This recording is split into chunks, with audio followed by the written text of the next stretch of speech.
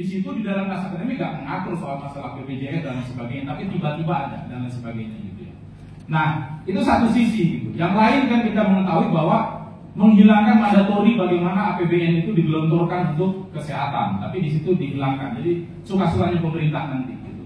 Nah, supaya kita lebih memahami, karena kita juga mengusung tuntutan ini dan lebih dalam, ini bagaimana sih skema global? Karena baik Omnibus Law tentang ketenaga kerjaan, cipta kerja itu juga sama, Pak. Prosesnya juga ini sembunyi-sembunyi, Pak. Tiba-tiba disahkan, tidak melibatkan partisipasi masyarakat, ya, tidak melibatkan tuh. Pokoknya kayak copet lah ini membuatnya juga sama gitu. Karena tadi tiba-tiba disahkan. Ini udah pasti adalah bagian daripada skema kekuatan, kalau saya nyebutnya kapitalis monopoli global atau kapitalis monopoli internasional, ya. Nah, kekuatan imperialisme sebenarnya yang berkepentingan melalui WTO dan sebagainya. Nah, untuk mengupas itu, saya kira saya persilakan saja kepada Pak Jenderal untuk menyampaikan pandangan dan lain sebagainya. Bebas saja Pak, mau duduk, mau berdiri, mau jalan, pokoknya kita santai aja Pak. Terima kasih, saya persilakan. Assalamualaikum warahmatullahi wabarakatuh. Shalom, salam sejahtera bagi kita semua. Om Swastiastu, Namo Buddhaya, salam kebajikan, rahayu, salam Pancasila. Yang terhormat Bapak Jumur dan rekan-rekan sekalian yang berbahagia yang boleh hadir pada siang hari ini.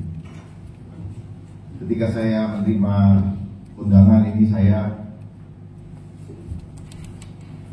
antara senang dengan happy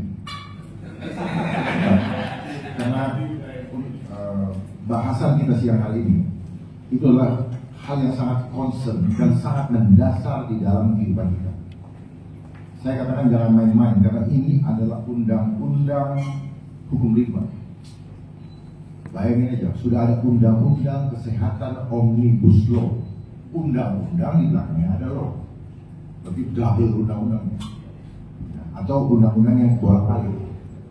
Ya, makanya kalau yang membuat ini mereka sanggup diskusi terbuka, nanti kita bisa politik satu persatu. Paham tidak dengan Omnibus Law ini? Saya bicara general dulu mengenai Omnibus Law. Omni ini dari bahasa Latin yang artinya semua, banyak. Pernah dengar omnivora ketika kita di bagus bawah dulu, pemakan semua. Jadi dia mau memakan semua ratus.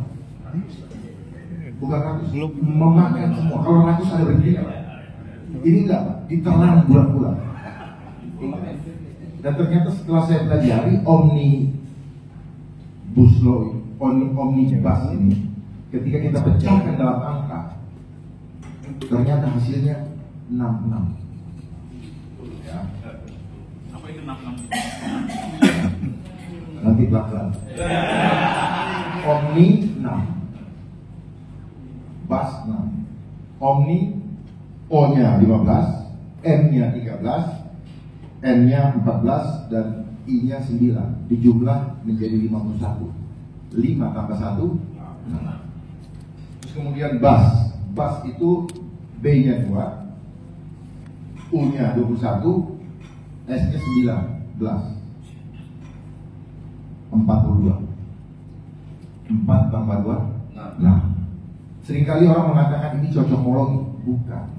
Itu adalah kemampuan kecerdasan spiritual kita untuk membongkar sandi mereka. Mereka selalu bermain dengan sandi. Bukan kebetulan saya pernah di Badan Cyber dan Sandi Negara. Yang sebenarnya saya tidak dapat apa-apa di sana. Karena yang mereka mainkan adalah bagaimana membuat sandi supaya tidak dimengerti. Tapi kita yang punya spiritual tinggi, kita bisa memecahkan sandi-sandi mereka. Dulu kita pernah di Pramuka, main sandi Morse dan sebagainya. Semua main sandi, main mata juga sandi. Betul? Ya, betul. Terus kadang-kadang mereka begini, itu juga sandi. Kelompok mana, dia main sandi. Jadi hidup ini sangat penting kita untuk punya hidayah supaya bisa memecahkan sandi-sandi. Lalu kesehatan. Saya bicara Omnibus Law secara keseluruhan, ya, sama aja, ya, keduanya. Tujuannya apa? Semua hak asasi kita habis. Gila. Nah, kesehatan, kita bicara kesehatan. Saya berpikir sehat ini, saya bicaranya kesehatan, tapi saya suka bilang kesehatan. Setelah saya mulai kata-kata kesehatan, di sini saya melihat, saya mencari siapa yang menciptakan kata sehat. Seolah-olah sehat dengan definisi yang sudah dibentuk, saya cari-cari nggak ada. Tapi dari saya punya intuisi, sebenarnya kalau dulu maaf saya bawa dulu di Kristiani, dulu Abraham itu namanya Abram, Sarah itu tanpa H, Sarah. Nah, dia ada tambah huruf He, jadi Abraham itu dari bahasa Ibrani, Hebrew, yang artinya hidup. Di sini saya lihat sehatan, dia tambah H, setan, dia tambah H, jadi kesehatan. Makna yang saya dapatkan adalah bahwa kita yang takut terhadap kesehatan jasmani kita adalah orang-orang yang tidak punya iman pada Tuhan, sehingga setan yang kuasai. Boleh kita perdebatkan. Sampai sekarang saya cari ini sehat siapa yang menentukan. Kita ini kan cuma terdoktrin bahwa kalau tubuh bugar itu sehat. Sehat definisinya apa? Tubuh bla bla bla bla bla. Tapi kita sendiri nggak cari mana. Karena mereka bermain di setiap kalimat. Karena begitu mengucapkan kalimat ini, itu ada power, ada spirit, ada kuasa. Kenapa? Karena kita ucapkan dari mulut kita yang ada nafasnya. Dan nafas bapak-bapak ini adalah apa? Ruhnya Allah. Pahami dulu itu. Kalau nggak paham, makanya kenapa 3 tahun belakang ini nafas kita disuruh. Itu cuma konsep saja. Sebenarnya ini adalah lambang apa? Slavery, symbol of slavery, lambang diperbudak. Nggak boleh speak. Dan nafas kita menolak, ditutup adalah menolak kuasa Allah yang menghidupkan kita. Kalau orang tidak paham, makanya mereka selalu bangun dengan narasi akademis. Narasi akademis ini hanya pembenaran terhadap sesuatu yang mau disodorkan supaya kita terima dan kita bingung, kita nggak mengerti. Dan mereka selalu menggunakan yang disebut dengan ahli, dan ahli-ahli itu dibayar. Dia akan jalankan ini. Kalau orang berbicara tidak melibatkan Allah, maka lihat rekening. Ya. Bapak boleh cek siapa aja, siapapun di negeri ini. Jadi undang-undang kesehatan Omnibus Law adalah undang-undang hukum rimba yang ingin melakukan total kontrol kepada tubuh manusia. Sehingga mereka kenapa bikin isu kesehatan kemarin, tujuannya adalah bagaimana supaya mereka bisa mengintervensi tubuh yang fitrah dari Allah. Sehingga mereka meramaikan dulu, dia mainkan media, dan media dibayar semua. Omong kosong dia mau apa sosialisasikan, kalau nggak ada hepengnya, omong kosong. Kalau mereka bilang nggak ada, omong kosong, berarti lu tipu. Kemudian, nah sosialisasi ini bahasa lainnya adalah propaganda. Adalah cara menyanamkan, memanipulasi alam bawah sadar tanpa disadari. Nanti ada A, B, C, D. Nah, yang mereka lakukan kemarin itu adalah pintu masuk menuju apa? Menuju digitalisasi, percepatan digital yang akan sebentar lagi terimplementasi di semua aspek kehidupan. Nah, undang-undang kesehatan ini saya bawa kemana-mana, adalah sasaran antara pelengkap akhir sebelum digitalisasi dimainkan di semua aspek kehidupan. Kenapa mereka sesat tubuh? Karena tubuh kita ingin mereka koneksikan dengan digital. Makanya di sini ada apa? Menggunakan teknologi informasi dan komunikasi. Apa itu handphone? Bahasanya aja kayak begitu. Ujung-ujungnya handphone. Makanya handphone sudah di tangan kita semua. Ya.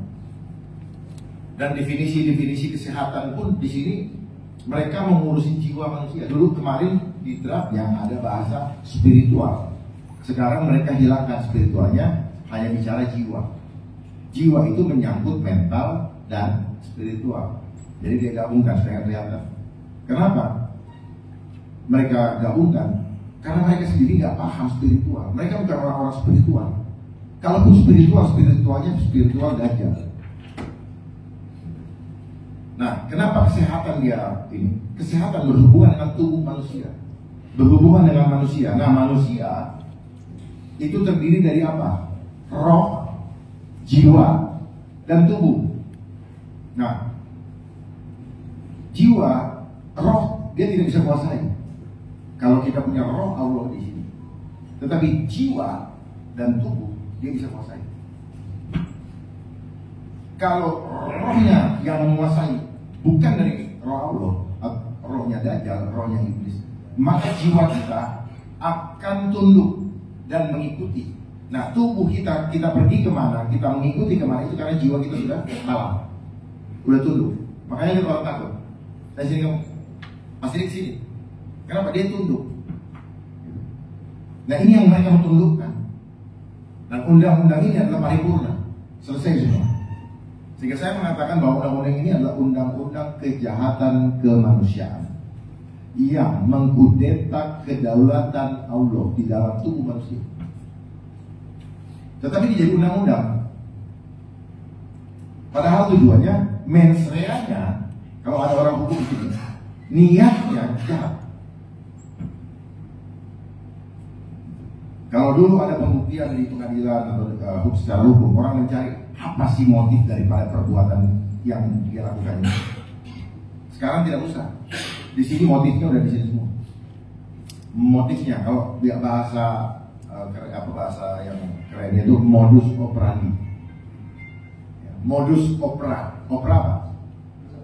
Sandiwara, skenario. Jadi modus skenario-nya sudah ada di sini. Makanya modus operandi. Jadi tipu-tipunya dari hati manusia muncul dari perbuatan. Nah, tinggal tunggu nih perbuatannya. Dia punya unsur mau modus operandinya, sandiwaranya sudah ada di sini. Memang tidak secara letter dia menyatakan itu. Dan intinya mereka akan mainkan namanya kejadian luar biasa atau wabah. Jadi undang-undang ini adalah undang-undang yang sengaja untuk bikin parno. Pokoknya lu nggak boleh menjadi manusia mandiri yang punya iman kepada Allah. Jadi parno. Artinya apa? Undang-undang ini sengaja untuk menggoyangkan orang-orang yang imannya kaleng-kaleng. Siapa di sini yang imannya kaleng-kaleng? Goncang kasih sama ini. Ya, percaya sama saya, pasti goncang. Taruhan. Bapak catat saya ngomong sih hari ini. Karena tujuannya seperti itu, Pak. Dia akan batasi lewat nggak boleh dapat pekerjaan, nggak boleh ini, asal apa? Nurut dulu. Ini undang-undang pertarungan akidah, pertarungan iman kita. Pilih Allah atau ikut dunia. Udah. Ini titik kulminasi, Pak. Nanti boleh kita ini ya. Ya, kembali lagi tadi ya. Jadi jiwa kita itu milik Tuhan 100%. Tubuh kita ini hanya Tuhan yang punya hubungan private kita dengan Tuhan. Tubuh kita bukan hubungan hablumi nanas, tetapi ini adalah hubungan hablumi no. Ya, pangkas itu. Bayangkan manusia mau mengawasi manusia, sementara dia manusia berdosa juga. Dia mau mengawasi kita, dia paksakan lewat ini. Dia mau jadikan tubuh manusia sebagai apa? Industri. Kalau dulu saja, waktu belum ada undang-undang ini, tubuh manusia sudah jadi industri kok. Dan sekarang lebih gila lagi, dari ujung rambut sampai ujung kaki, dari mulai masih di dalam kandungan ibu sampai dengan mati, jadi duit buat mereka. Industri. Nggak bisa kita tolak. Kita nggak punya nilai nilai tawar. Nggak bisa milih. Free will kita dari Allah hilang semua. Dulu bilang hak asasi, omong kosong. Sekarang hak asasi hilang, nggak ada yang ramein. Hebat kan? Mereka juga yang mainkan. Karena hak asasi ini adalah jualan konstitusi dari United Nations yang dipromosikan oleh proksinya adalah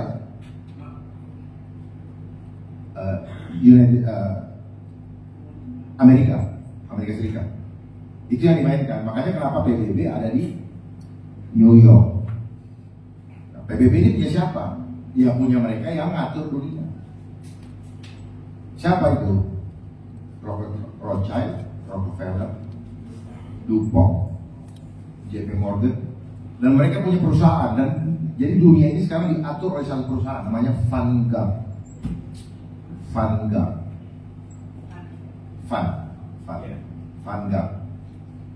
Dia yang atur semuanya. Jadi seluruh dunia ini sedang diindustrialisasi. Apa-apa di industri saya perhatikan dulu alis kita sudah dikasih Tuhan baik-baik, sama manusia mulai digambar-gambar. Jadi duit kan? Ya, bibir bagus-bagus, jadi duit. Dibikin begini, ya serah, alis, bulu mata, rambut, dagu juga dibikin sekarang. Ya, telinga, sampai cinta juga industri. Bayangkan, perasaan aja jadi industri. Bayangkan. Jadi jangan kaget kalau jabatan jadi industri, keadilan jadi industri, undang-undang juga jadi industri. Makanya waktu itu ada sosialisasi dan harmonisasi tidak akan pernah terjadi. Tujuannya bukan itu. Tujuannya itu bikin orang bentrok mulu. Ya, saya baca ini supaya saya bisa juga lebih tajam ya. Jadi intinya adalah dia mau mengambil alih otoritas Tuhan terhadap tubuh manusia dan tidak bisa kita memilih. Seolah-olah kehidupan kita itu hitungan matematika. Dan mereka mau atur kita mulai dari lahir sampai mati, dan apa yang masuk ke dalam mulut kita itu mereka mau atur. Susu untuk bayi juga mereka atur. Dan susu itu nanti membuat karakter bayi apa? Bukan jadi kayak manusia fitrah.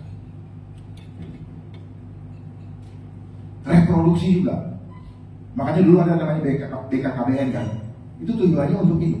Tapi gagal. Sama orang nggak suka pakai kondom. Ya.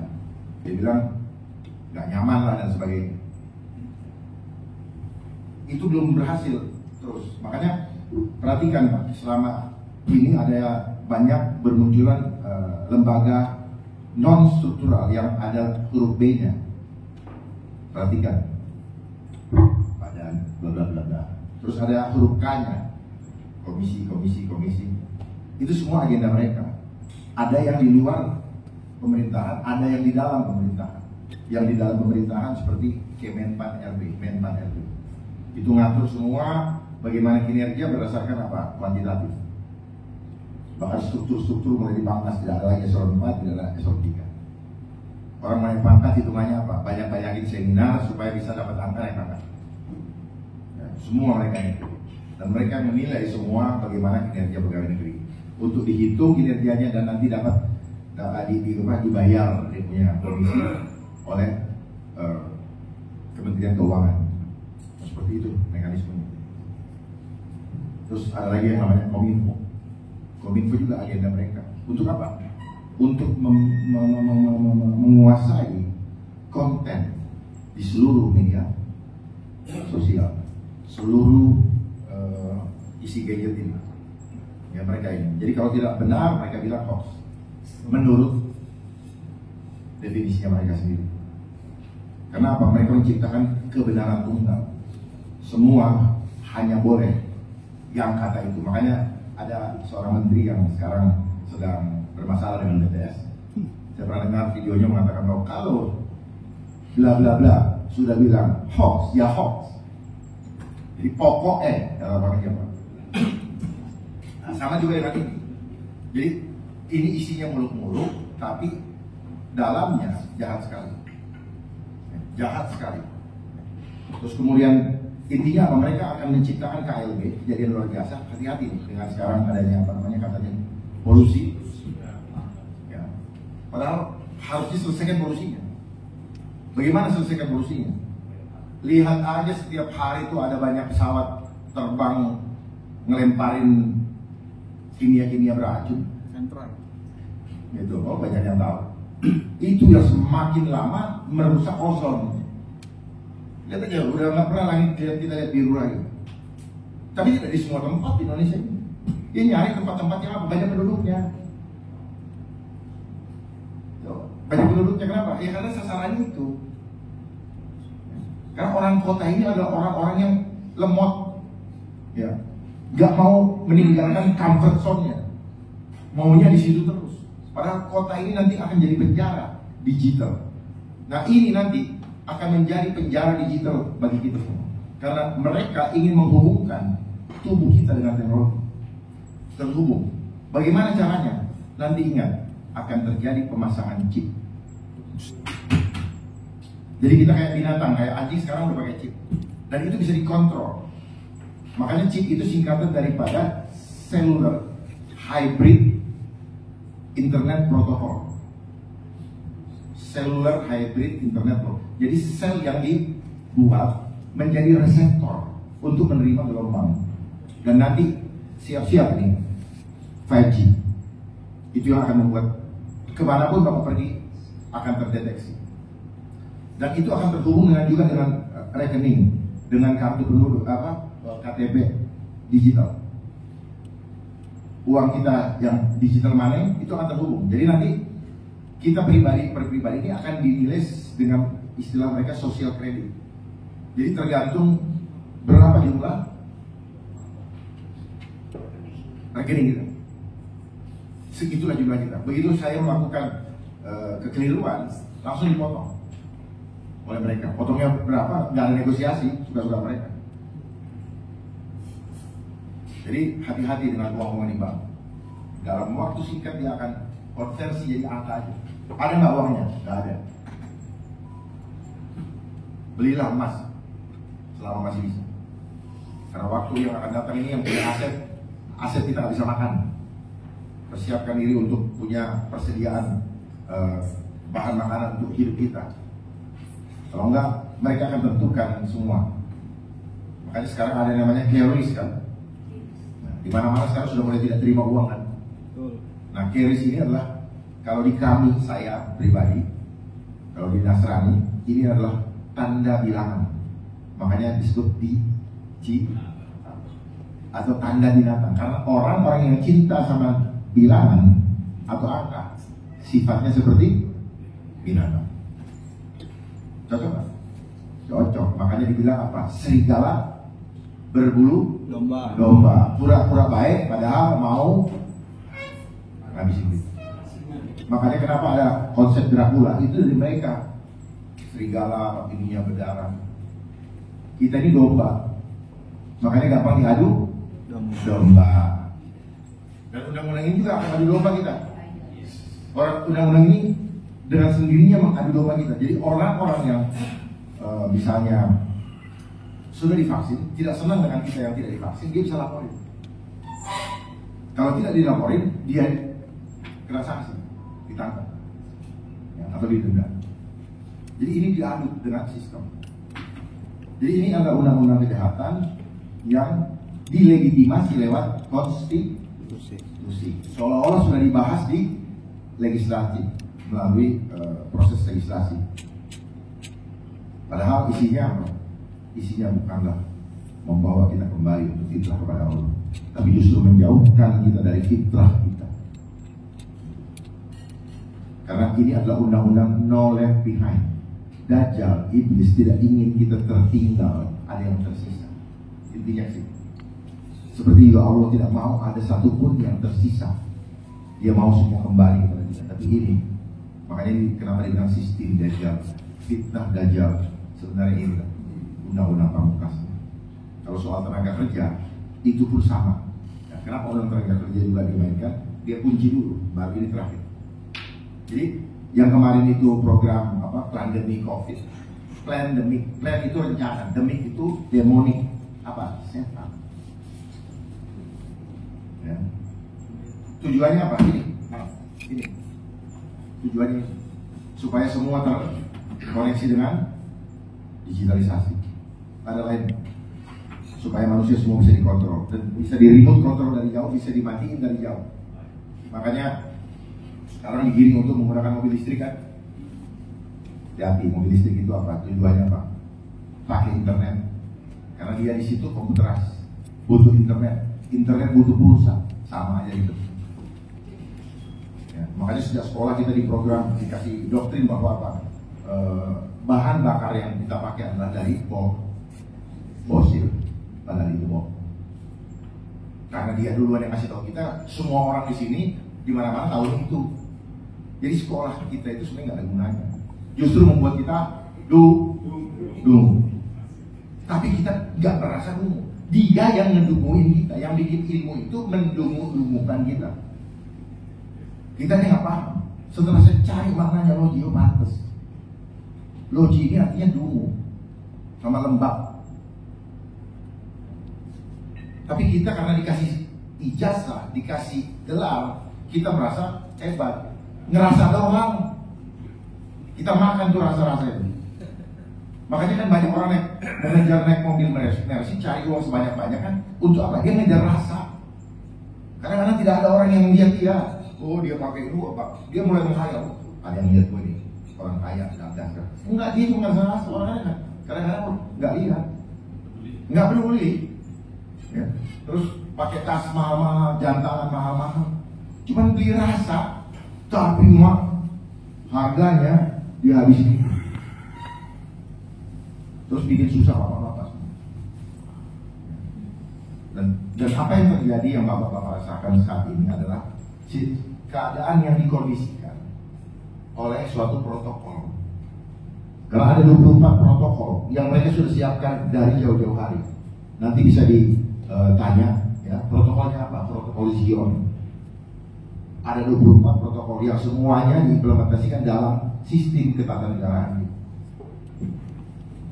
Nah, kembali lagi, jadi kalau kemarin mereka sudah kuasai geografi, sekarang mereka ingin kuasai demografi.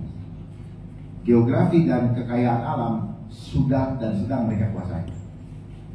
Makanya saya pernah sampaikan dalam pembicaraan saya di beberapa forum yang lalu, cara mereka menguasai suatu negara dengan memainkan namanya Astagatra.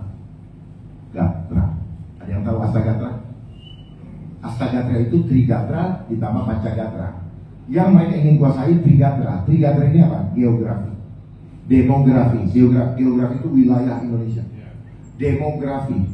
Demografi itu penduduk, bukan saja tubuhnya tapi nanti jiwanya juga. Yang ketiga kekayaan alam. Nah, geografi otomatis dia kuasai kekayaan alam. Nah, tinggal demografi. Inilah tuntas nih, demografi dia kuasai. Makanya KTP kenapa pakai ada agama kan? Ya, sehingga dia membangun konflik antara mayoritas dan minoritas. Ini sistem permainan sistem. Agama mau ditulis. Negara tidak boleh terlibat dengan urusan akidah. Itu yang betul. Ya. Inilah sistem yang dibangun, yang di-endorse dari luar sehingga apa? Terjadilah adu domba. Makanya saya bilang, bagaimana mereka menguasai Trigatra ini? Dengan memainkan import sosbutakan. Nah itu Pancagatra Pak.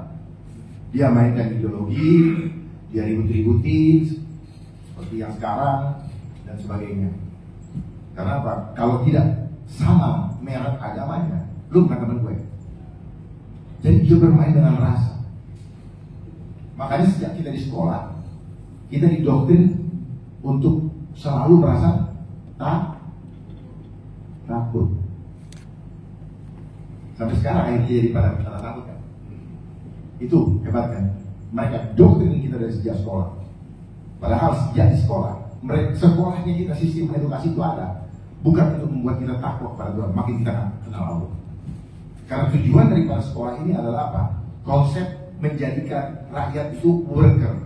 Worker itu apa? Pekerja. Pekerja itu apa? Buruh. Buruh itu apa? Budak. Tetapi kalian mau jadi budak, kalian harus melewati proses doktrinasi. Hasilnya, saya kasih kamu ijazah sebagai persyaratan kamu untuk menjadi budak. Itu. Dengan ijazah Bapak bawa kemana-mana, tolong terima saya dong. Artinya apa? Kita disuruh masuk sekolah untuk menerima ijazah atau sertifikat atau sertifikasi sebagai tanda mau melepaskan kuasa terhadap kehidupan kita kepada yang gaji. Itu konsepnya Pak.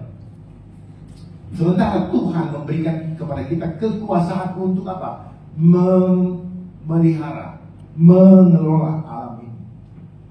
Tapi kita tidak punya kemampuan. Karena apa? Sudah dikuasai oleh mereka.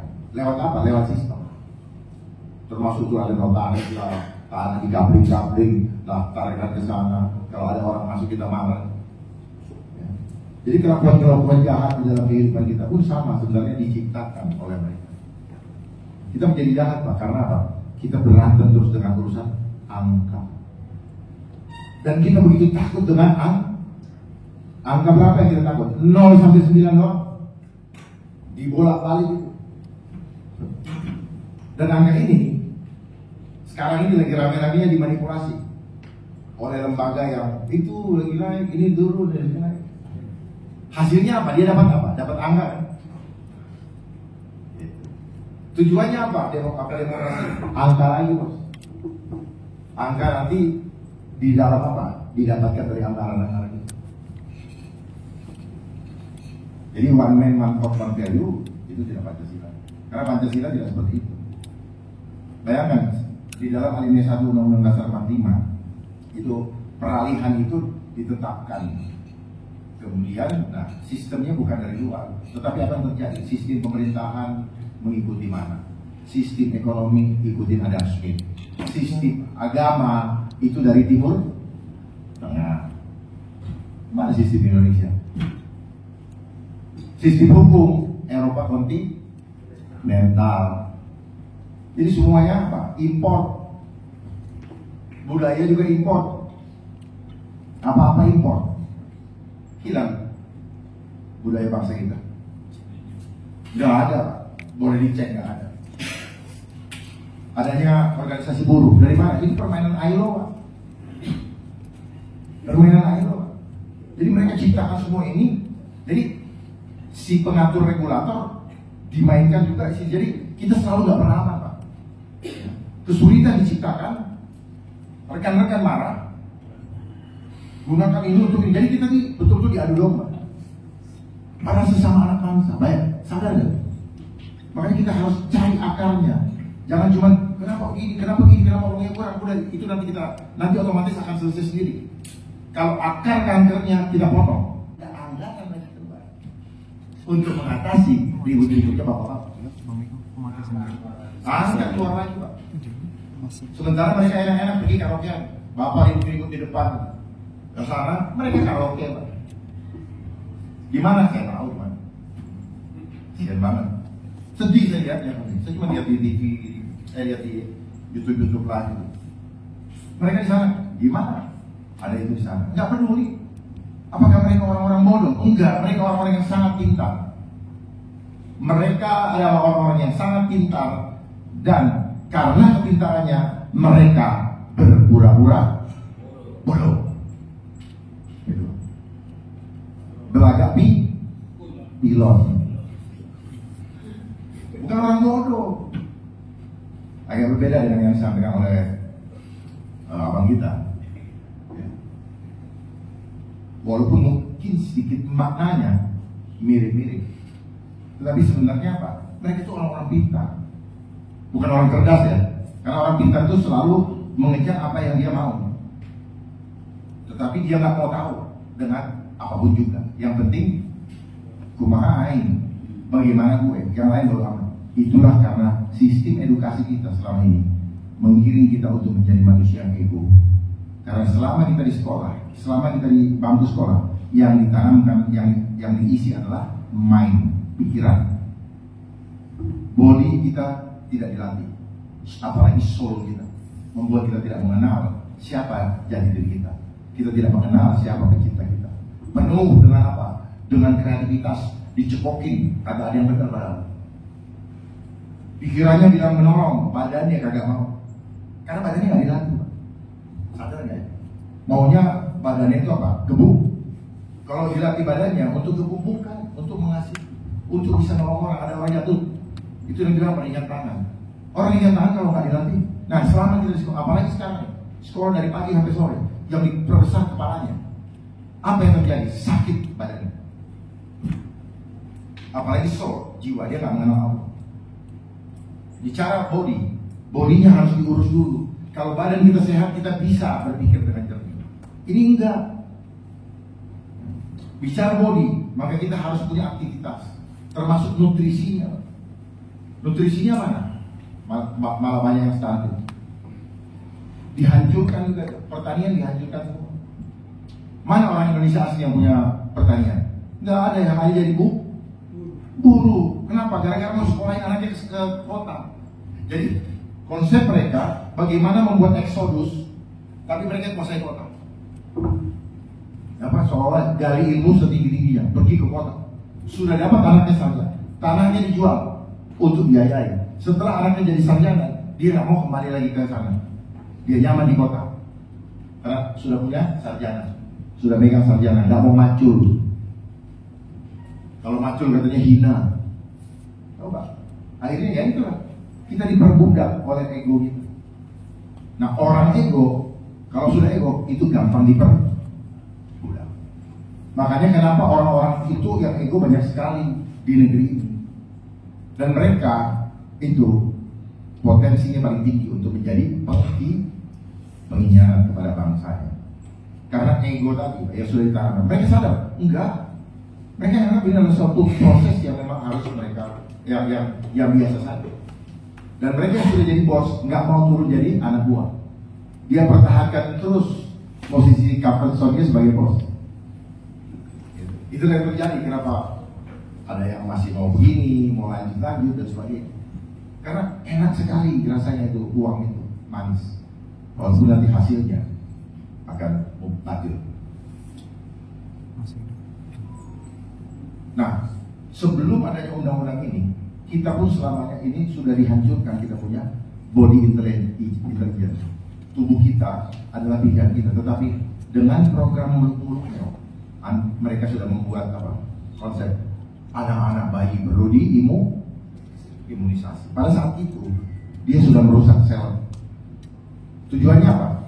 Berikan masalah, ciptakan reaksi, lalu berikan solusi.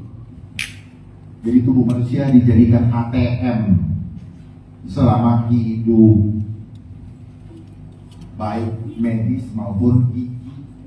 Makanya kenapa banyak yang sudah bolong, karena dikasih busa, baking soda sama fluoride. Tapi kalau kita berusaha modern, pakai itu behel, pakai itu gigi palsu, termasuk saya. Iya. Mau obat itu mahalnya tahu 50 juta tuh, mau diimplan gimana? Dari mana tuh? Akhirnya kita kejar uang sebagai rasa aman kita. Makanya bahasa Inggrisnya mereka bilang saving. Bukan Tuhan yang mengamankan kita, tapi uang. Nah, tubuh kita ini punya kecerdasan. Jadi sebenarnya tubuh kita ini tahu apa yang boleh, apa yang tidak. Tetapi dengan undang-undang yang terakhir ini selesai, kita tidak punya lagi hak untuk menentukan tubuh kita mau bagaimana atau bagaimana. Bahkan di undang-undang ini juga ada namanya terapi atau metode paliatif. Metode paliatif itu seperti ini. Orang yang sudah tidak bisa disembuhkan secara medis, dia harus dipastikan kualitas hidupnya nyaman menghadapi kematian. Apa itu artinya? kemungkinan dia disuntik bego dan akhirnya suntik metong. Jadi di sini banyak istilah-istilah yang bukan bahasa Indonesia. Sengaja apa mereka nggak bisa terjemahkan? Kayaknya sih nggak bisa terjemahkan karena terjemahkan agak panjang. Terus tadi apa? Apa namanya? Lagi. Kalibrator in vitro. Kalibrator in vitro ini ya tadi menempatkan software di tubuh manusia, yaitu tadi software chip. Ya. Jadi banyak sekali ini adalah yang sebenarnya ini niatnya jahat, tapi dia masukkan di dalam undang-undang. Nanti, apalagi kalau dikaitkan dengan program Sustainable Development Goals, ada 17 program berkelanjutan. Contohnya misalnya ini, mengentaskan kemiskinan rakyat.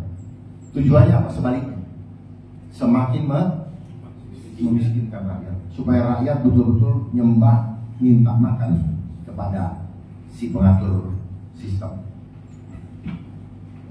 Ini, coba lihat semua program-program itu. Dan di sini saya ada bawa.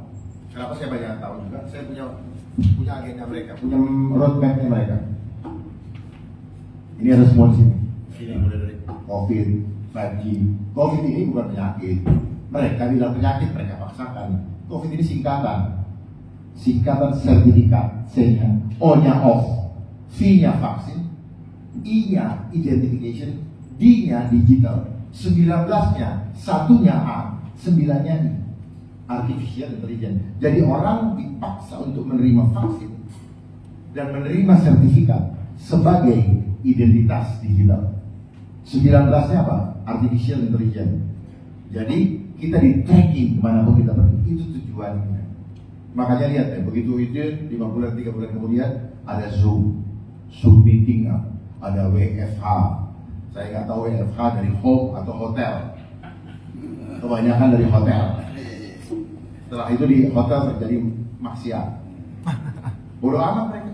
Jadi kehidupan ini semakin digiring kita kepada amoral. Lalu bicara agama. Bapak Ibu perhatikan, mana beliau-beliau ya, yang bicara mengenai Tuhan? Hampir tidak ada. Kalaupun ada, hanya retorika, tidak sungguh-sungguh. Karena mereka tidak takut sama Tuhan. Kalau dia takut sama Tuhan, dia sayang sama kita. Jadi Bapak Ibu nggak usah takut kepada mereka-mereka yang berdosa.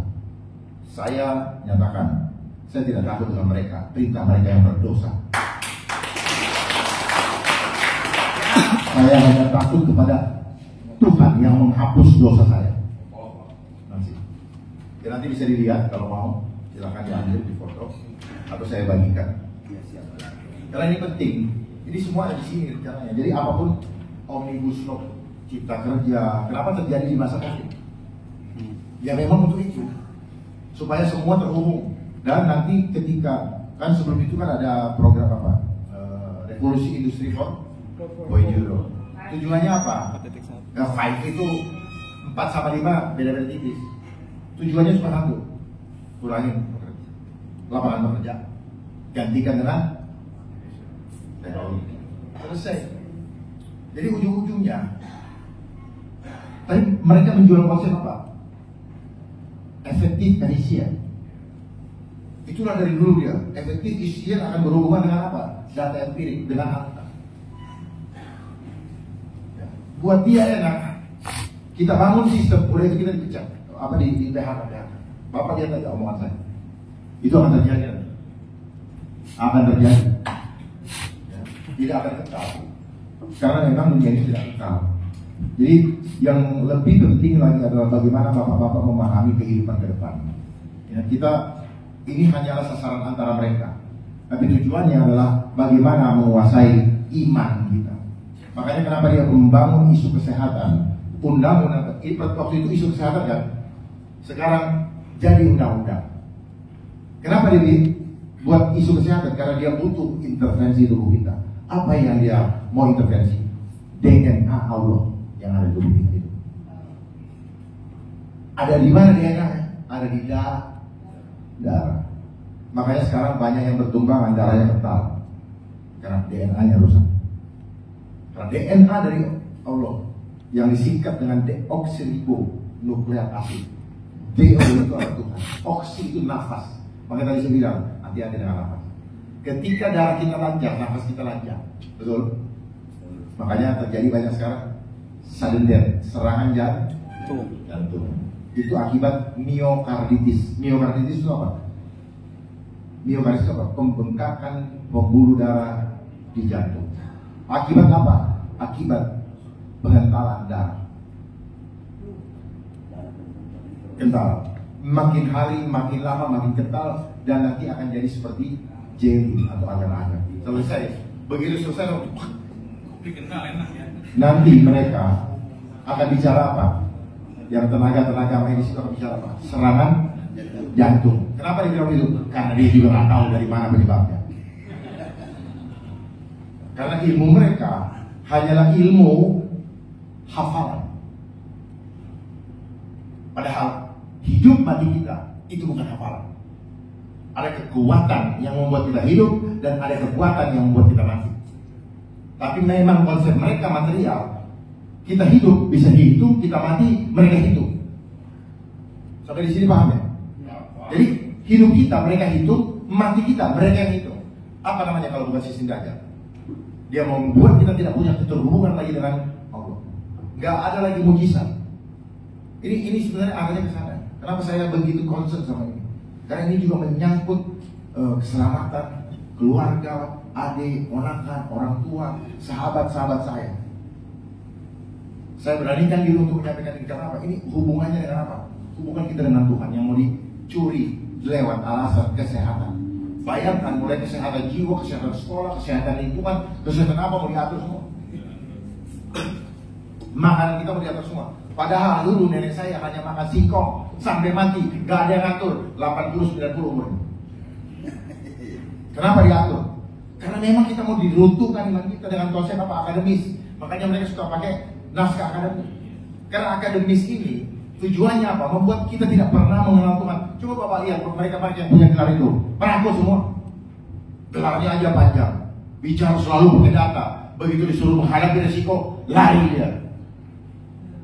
Kalau tunjukkan sama saya, siapa yang punya data, terus dia berani berhadapan dengan itu? Kabur, ngomongnya pintu, panjang begini. Menurut profesor ini, menurutmu apa? Coba tunjukin satu dari mereka. Mereka nggak ngerti esensi kehidupan. Selalu bicara kita mencari kepemimpinan nasional. Lu mau cari bagaimana? Orang jiwanya nggak nasionalis kok. Selama sekolah nggak diisi dengan jiwa nasionalis kok. Disuruh cinta sama uang kok. Gimana mau nasionalis? Tuhan menciptakan kita bukan untuk diadu kok. Di sekolah kita diadu dengan kompetisi. Sadar tidak?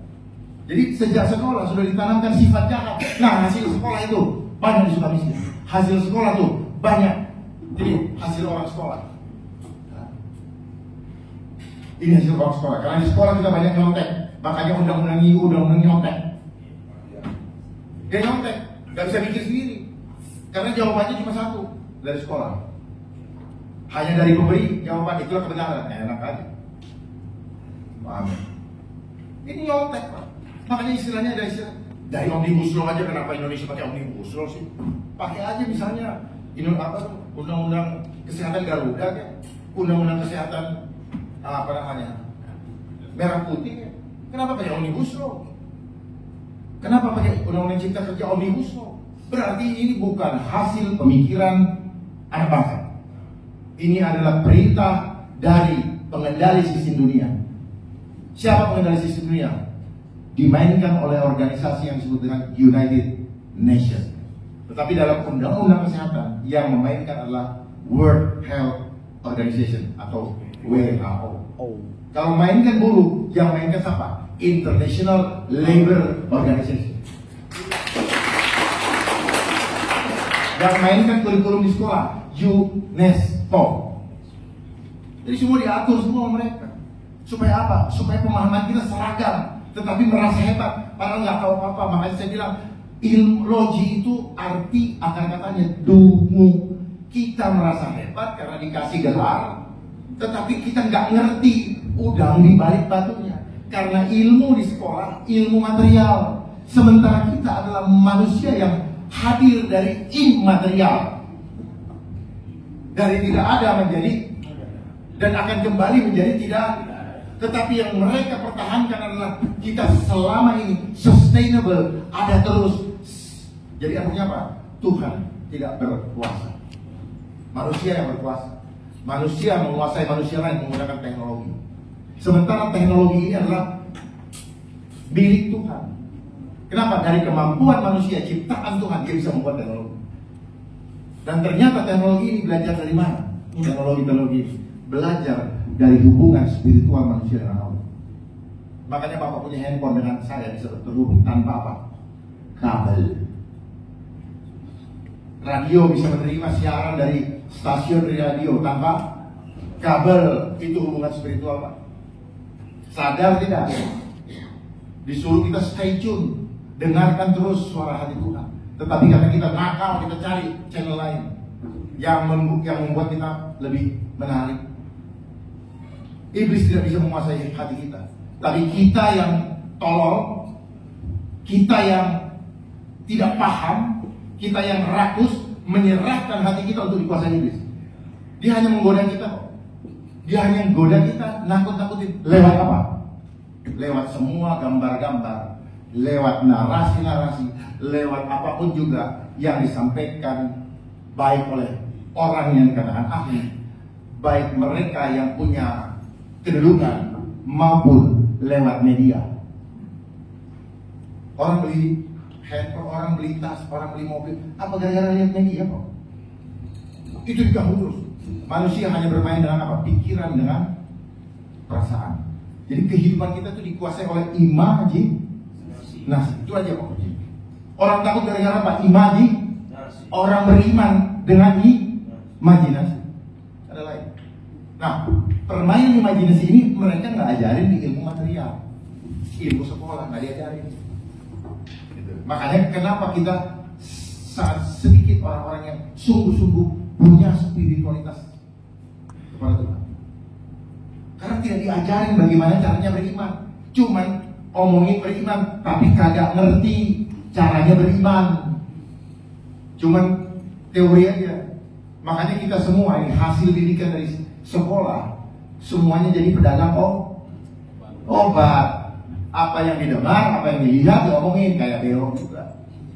Dia jualan buat apa? Buat bikin orang baik kan? Enggak. Buat orang supaya keluar duit. Sadar nggak kita? Sebenarnya Bapak Ibu nggak usah hidup sulit-sulit. Kalau seandainya mereka mengatur kehidupan dengan hati dan takut sama Tuhan, karena mereka punya tanggung jawab kepada jiwa Bapak Ibu masing-masing. Di dalam apa? Di dalam bertanggung jawab kepada Tuhan, bahwa ketika seseorang lahir di bumi Nusantara ini, dia punya hak hidup yang sama dan wajib. Yang ngatur sistem itu harus itu konstitusi, harus menjaga sampai mati, bukan menganiaya sampai mati. Tapi apa yang terjadi? Bapak Ibu teriak-teriak, nggak ada yang dengar. Makanya kadang-kadang saya sedih juga lihat orang banyak mendukung ini, mendukung itu, akhirnya antara pendukung dengan pendukung ribut. Begitu yang itu jadi, nggak tahu, nggak diurusin. Yang dukung-dukung juga. Akhirnya yang dukung-dukung kalau sudah nggak dapat apa-apa, balelo. Ya, mulai ceritain kejadian kayak suami istri pacaran, begitu mau cerai, saling bongkar. Itu saya perhatikan dong, dari tahun ke tahun. Ternyata semuanya urusannya apa? Ada udang di balik batu. Tidak ada ketulusan. Kenapa? Karena selama kita sekolah tidak pernah diajar untuk tulus. Kita tidak pernah diajar untuk jujur. Itu hebat. Yang disuruh jujur kita, yang nyuruh jujur nggak boleh jujur. Dan memang sistem ini tidak suka dengan kebenaran. Kenapa? Karena sistemnya bukan sistem kebenaran, sistem dajjal. Al-Masih Ad-Dajjal. Jadi artificial intelligence adalah Al-Masih Ad-Dajjal intelligence. Nah, nanti kita makanya kok cerdas banget, karena ini intelijennya Dajjal. Makanya orang-orang yang sekolah itu dia hanya jago di intelektual. Begitu konsepnya intelijen main, intelek, buyar. Karena seluruh dunia ini dimainkan dengan konsep intelijen, baik dengan psikologi intelijen, bisnis intelijen, religion intelijen, dan semuanya. Bahkan setelah saya pelajari lebih dalam lagi, missionary yang datang ternyata apa? Agent Intel. Bengong kali. Ternyata agent Intel yang ingin masuk dengan cara itu. Ada yang masuk dengan macam-macam. Ada yang masuk dengan berpura-pura jadi tabib, ada yang ini, ada yang itu. Itulah konsep intelijen. Makanya Bapak lihat kenapa di seluruh dunia selalu ada intelijen. Karena mereka terhubung. Jadi kembali lagi dari Astagatra, kita sendiri yang bongkar rahasia apa yang ada di dalam bumi Indonesia. Bagaimana kelemahan bangsa ini lewat Astagatra tadi, 3 gatra, dan Indonesia punya batu bara, Indonesia punya emas, Indonesia punya nikel, sekian. Kita sendiri yang bocor itu, sehingga luar tahu dari konsep intelijen dari Astagatra. Cuma gitu doang. Tapi konsepnya apa? Astagatra adalah untuk ketahanan nasional, ketahanan nasional yang mana? Itu konsep, Pak. Jadi konsep selalu bertolak belakang dengan implementasi. Apakah itu terjadi tanpa direncanakan? Enggak, itu memang demikian. Itu yang saya mau sampaikan. Saya buka ruang pertanyaan manakala ada yang mau ditanyakan. Di undang-undang ini sanksi ada semua di atas pasal 400. Ya, Pak.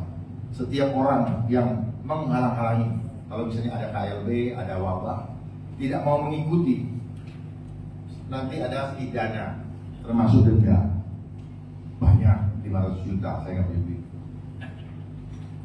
Sudah nggak punya duit, artinya apa? Kalau nggak bisa bayar, kurungan badan. Dan nanti Bapak perhatikan ini, akan ada namanya camp konsentrasi. Orang-orang yang demikian sekarang nggak akan kelihatan dulu, akan dimasukkan ke sana. Ya, ini analisa, dimasukkan ke sana, dan kita nggak pernah tahu kapan kita kembali. Dan keluarga tidak pernah tahu apa yang terjadi. Makanya sejak masa pandemi kemarin, mereka senang sekali dengan bahasa ISO. Apa maknanya? Supaya keluarga tidak tahu apa yang terjadi di dalam. Kenapa diambil handphonenya? Dan pasti mereka diambil handphonenya. Betul? Tujuannya apa? Supaya tidak bisa divideoin apa yang terjadi di ruang isolasi. Makanya kenapa banyak yang mentong di rumah sakit? Kebuka kan? Terus karena mereka punya protokol di ruang itu yang mungkin yang melaksanakan sendiri tidak paham. Identitas kita lewat apa? Digital. Nah, ini ketika digitalisasi mulai, maka kita masuk ke dalam one world government. Pemerintahan satu seluruh dunia. Kita akan masuk dengan one world currency, uang digital yang diatur seluruh dunia. Yang ketiga, kita akan masuk ke dalam era one world religion. Tidak ada lagi agama-agamaan. Hebat gak mereka? Jadi mereka yang memainkan sistem diri, mereka juga yang membentuk agama-agama itu. Itu kita ribut berdasarkan agama impor. Makanya ketuhanan yang Maha Esa itu jelas sekali, itu adalah hadiah dari Allah bagi kita. Pancasila. Jalankan satu persatu, jangan loncat dari 1 langsung 5, nggak bisa. Karena Pancasila, ketuhanan yang Maha Esa adalah pertama. Itu nilainya ikhlas menerima. Innalillahi, ikhlas menerima. Terus masuk ke sila kedua. Kalau kita sudah ikhlas menerima, kita mau terima Bapak mukanya hitam, putih, hidung mancung, rambut keriting, botak, dan kita terima. Ikhlas. Kita terima ada gunung dan sebagainya. Kedua, keadilan sosial, kemanusiaan yang adil dan beradab. Bapak tidak akan bisa beradab kalau nggak adil. Lah, selama di sekolah kita udah diajar itu tidak adil loh. Bapak membandingkan saya dengan situ dari angka. Makanya orang nggak peduli. Ya. Angkanya dia peroleh dari hasil baik atau jahat, dia nggak peduli. Karena yang dia pedulikan adalah apa? Ketika orang lihat, orang hormati dia karena apa? Angkanya banyak di bank. Betul? Makanya kenapa orang senang sekali mau ini, pengen membangun imajinasi. Gua dihargai orang. Nah, beliau mereka yang membuat undang-undang ini, bukan membuat sih, jempol undang-undang ini, tidak paham apa isinya, atau ya, mereka tidak paham, atau hati nuraninya tertutup, termasuk undang-undang cipta kerja tertutup oleh apa? Oleh cinta akan angka. Saya yakin betul dua-duanya ini masuk. Ya.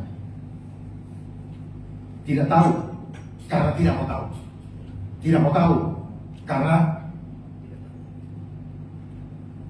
mendapat sesuatu yang akhirnya terserah. Yang penting gue, keluarga gue, kelompok saya, yang lain bodoh. Jadi kita bikin seragam supaya kita jadi domba. Domba itu perampok. Makanya kenapa terbukti di zaman 3 belakangan tahun ini orang tidak berani menjadi orang berbeda. Karena kalau dibilang berbeda, orang yang berbeda dari pemikiran orang dibilang orang gila. Coba Bapak berada di tengah orang gila, kita yang dianggap gila tadi.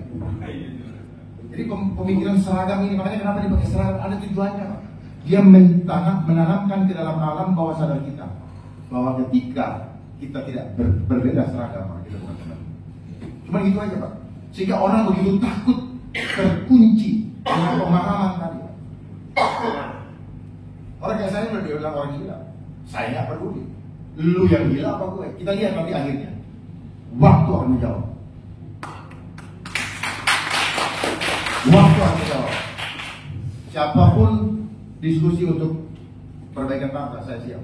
Saya siap lahir batin untuk kembalinya jayanya Nusantara ini. Saya tidak mau bangsa ini hancur dikuasai oleh orang-orang yang ego untuk dirinya, tapi menjauhkan kita dari takut akan mulut.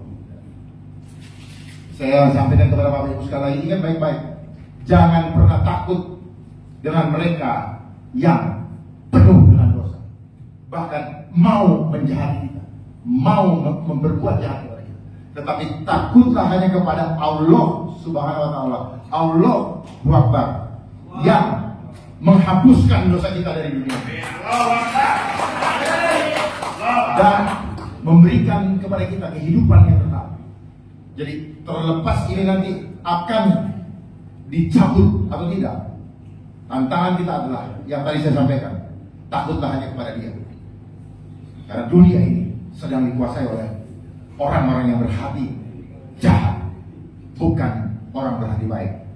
Jadi dibatalkan atau tidak itu urusan Allah. Tapi tugas kita perkuat iman kita masing-masing. Karena yang sudah sampaikan, undang-undang ini adalah isinya adalah mensreanya adalah mensrea jahat, bukan yang baik. Tinggal nanti kita lihat hasilnya. Catat omongan saya, ini akan terjadi. Saya berharap seandainya pemilu ini berlangsung dan terjadi pemilihan, kalau ada di antara salah satu saja yang bersedia untuk mengikatkan janji kepada bapak-bapak bahwa dia akan cabut baik undang-undang kesehatan, omnibus law maupun undang-undang cipta kerja, saya rasa mereka, bukan mereka, dia, karena cuma satu kan, dia layak bapak.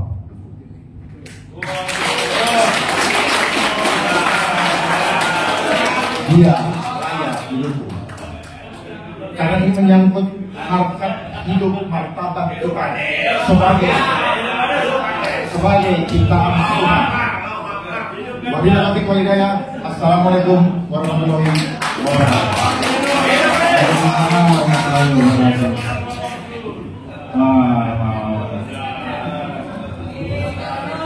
Sampai serius ya. Oke, kawan-kawan, pas ya. Jadi waktunya pas. Jadi sekarang masih ada waktu untuk kita bisa setengah jam. Kalau ada kawan-kawan mau bertanya ataupun mau perdalam, saya buka. Silakan. Nah, satu ada Bu Narti, siapa lagi? Bung, ini terus satu lagi. Ah ya, Pak Pasok. Silakan Bu Narti dulu.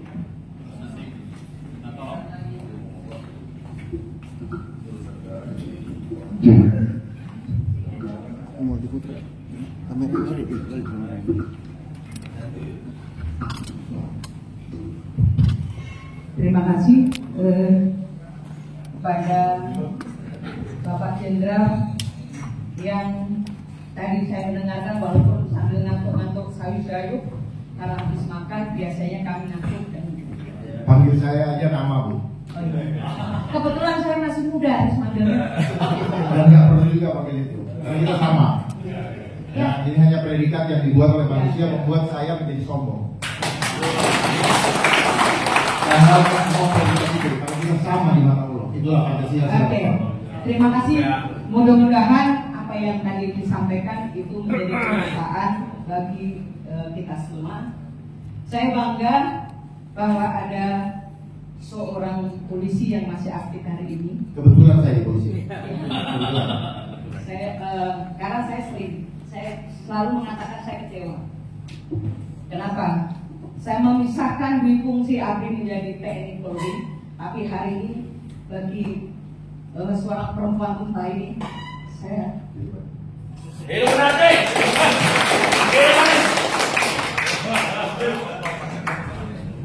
ya ada sedikit. Tadi saya mendengar bahwa bagaimana kita nggak usah ribut, tapi itu bisa tercapai.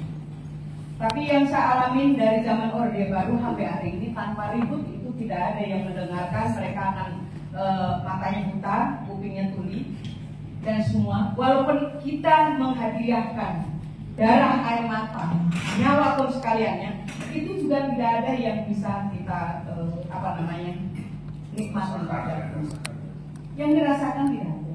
Maka hari ini saya bangga bahwa ada seorang polisi yang berani menyampaikan apa yang terjadi di negara kita yang tidak baik-baik saja.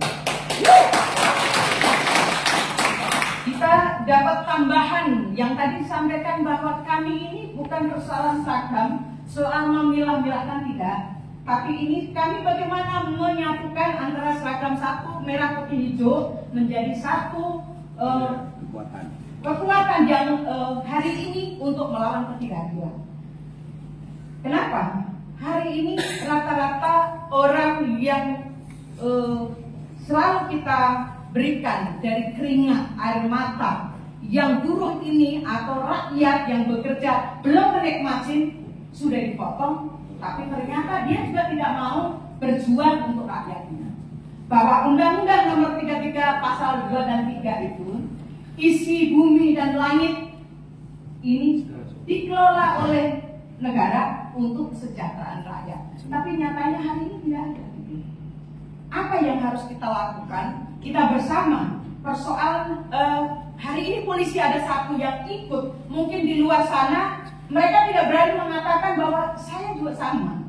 Seringkali ya kami ini mendapat ketidakadilan. Makanya tadi kenapa saya membawa tas, saya diusir lagi gitu. Setiap saat saya selalu diusir kan. Di dalam masjid aja saya diusir. Bagaimana hari ini kalau rakyat tidak bersatu pada persoalan hari ini, kita nggak perlu ribut-ribut. Kalau ribut pasti ada nilai angka. Biarkan saja kalau itu nilai angka. Tapi kalau angka-angka itu keluar demi kesejahteraan rakyat, bagi saya darah, air mata, nyawa, saya sudah siapkan. Inilah kondisi yang terjadi hari ini. Kenapa hari ini kami ini duduk di sini? Kami akan mempersiapkan perjuangan-perjuangan ke depan. Memang kemarin tanggal 10 Agustus itu adalah kita memulai dari setahun 10 Agustus 2022 sampai 2023 ini. Tapi masih tetap pemerintah kita ini, khususnya Bapak Joko Widodo, masih mereka menganggap kita ini tidak ada apa-apanya. Tapi justru kita harusnya bersatu, menambah kekuatan, apalagi tadi yang dijelaskan soal undang-undang kesehatan ini. Ini sangat menyakitkan bagi rakyat. Rakyat tidak boleh sakit, walaupun rakyat itu penyokong. Inilah yang membuat saya bangga, menambah semangat ke depan. Kita harus berjuang bersama-sama, mau pribadi maupun organisasi, kita ditambah kekuatan dari semua pihak. Mudah-mudahan ke depan 2 bulan lagi kita bisa bersatu dan kita bisa turun kembali. Dalam rangka itulah kami ini berkumpul. Kalau kami berjuang itu tidak pernah namanya kucing-kucingan, tapi kita betul-betul menyampaikan kepada pemerintah. Kami ini turun seperti ini loh, maunya seperti ini, tapi tetap kondisi yang hari ini seolah-olah kami ini adalah bukan bagian dari bangsa Indonesia. Seolah-olah kita ini sebagai pengontrak di negeri sendiri. Apa yang tadi dijelaskan bahwa kita ini menjadi budak, memang benar. Kalau orang bilang buruk, itu orang nggak mau. Bukan karyawan, pekerja.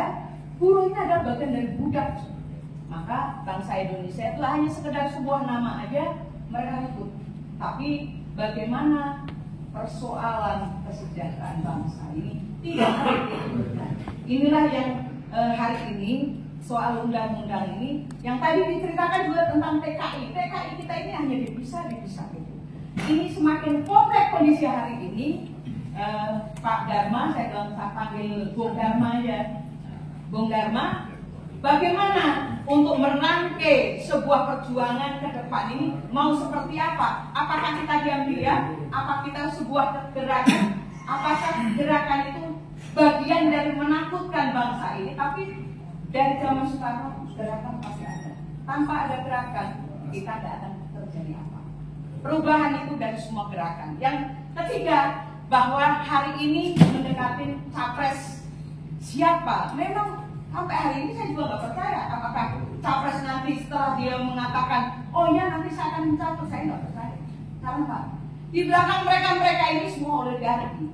Apakah kita bisa jamin bahwa mereka mampu untuk mencabut undang-undang Omnibus Law Cipta Kerja? Ini sebenarnya saya ingin penegasan dari Bung Dharma, apa yang harus kita lakukan bersama? Bukan saya, tapi kita lakukan bersama untuk membuat perubahan yang lebih baik menuju kesejahteraan rakyat Indonesia. Saya rasa itu. Terima kasih. Assalamualaikum warahmatullahi wabarakatuh. Terima kasih Bu Sunarti. Terima kasih Bu Sunarti. Jadi apa yang disampaikan Ibu Sunarti panjang lebar sebenarnya sama dengan yang lain pun merasakan, yang tidak tergabung di dalam kelompok atau ikatan ini. Semua merasakan hal yang sama. Kalau dibilang istilah buruh atau budak, saya juga termasuk budak ternyata. Karena kata budak itu berasal dari gawai, pegawai. Ya, cuma kali keren-kerenan aja pegawai. Enggak budak juga karena masih digaji. Ya, cuma bidang kita beda-beda. Nah, apa yang sekarang dirasakan sebenarnya ini proses panjang. Proses panjang mulai sejak Soekarno menarik diri Indonesia dari United Nations, terus membuat suatu gerakan yang disebut gerakan non-blok, membuat non-blok. Nah, dari situlah mereka merencanakan. Makanya semua yang masuk dalam gerakan non-blok satu-satu dihancurkan, termasuk Yugoslavia. Nah, saya pernah ke Yugoslavia. Ya, ternyata pemainnya apa? United Nations. Dia nanti akan membentuk apa?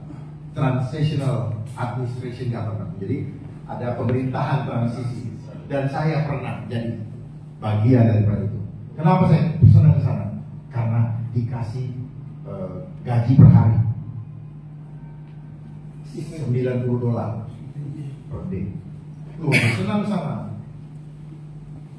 Ya ada juga nasionalis saya. Nasionalis itu cuma seneng ya, dikirim bawa ke Indonesia. Tapi udang di balik batunya. Saya pikir, kok gue ngurusin negara orang ya? Sementara negara gue juga sendiri berantakan. Makanya itu kadang-kadang orang sumbangan ke negara ini, lah rakyatnya aja susah kok.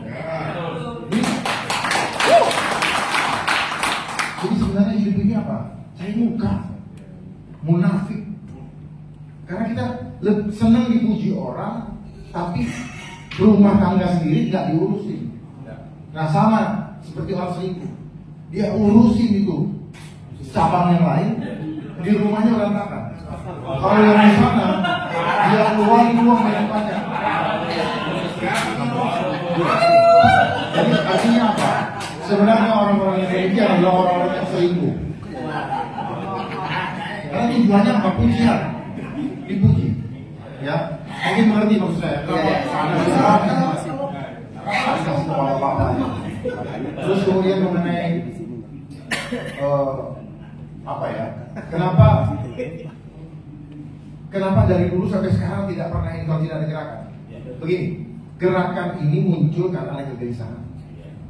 Jadi perubahan muncul dimulai dari kegelisahan. Kegelisahan terus kemudian gerak. Orang gelisah kan gerak. Nah, cuman saya mau tambahkan lagi, janganlah mengandalkan kekuatan sendiri.